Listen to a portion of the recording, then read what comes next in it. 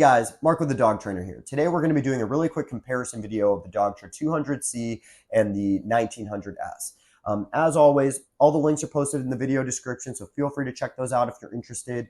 Now, before we get too far into this, I do want to make a little side note that if you've seen any of my other videos on this channel, you've probably heard me talking about the 280C before.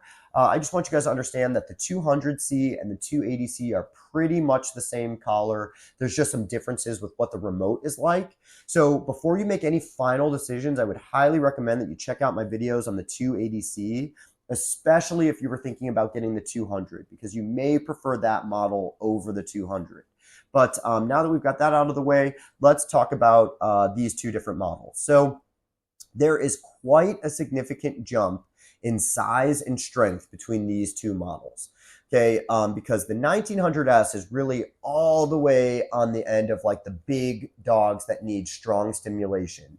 And the 200 is more of like a small to medium dog collar. So there is technically a model like in the middle between these two that's called the Dogtra Arc. That can help us kind of incrementally move up in size and strength without it being such a drastic jump. So a lot of times if I'm working with more of like a medium to large, I'm going to be thinking, do I want the 200 or do I want the Arc? And then if I'm working with more of like a large to extra large, that's when I'm going to be thinking more, do I want the Arc or do I want the 1900S? So it may be worth checking out that kind of middle model, the Dogtra Arc, to see if that kind of helps you fit your needs a little bit better. But let's take a closer look at both of these models so I can walk you through everything you need to know. All right, guys, we've got the Dogtra 200C on the left and we've got the Dogtra 1900S on the right. Let's really quickly run through all the similarities and then I'll walk you through the key differences. So both of these systems are pretty much as waterproof as this type of equipment can get. Both of these systems are going to have adjustable contact points. If we wanted to replace them with longer or shorter ones, we definitely could. They both come with a strap that's quite a bit longer than what you're going to need. So you can either cut it down to size or replace it with a strap that you like more or a different color. Both remotes are going to come with lanyards, and both remotes come with the Nick constant and vibrate stimulation settings. Okay, now, as far as differences go, the first difference is pretty obvious, is going to be the size and shape, okay? Where, like I said, the 1900 is quite a few levels above the 200, so it is significantly bigger, okay? Now, kind of connected to that is, again, it's significantly stronger, where the 200 is quite a bit weaker, okay?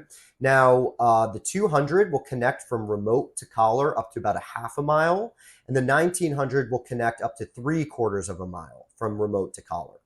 Now, the next kind of big difference here that you're going to see is that the 1900 comes with this digital display, so you can adjust it very, very precisely, and anytime you press a button or adjust the dial, the screen is going to turn blue so you can kind of see what you're doing, okay? And the 200 just comes with this kind of typical rotating dial without any kind of light.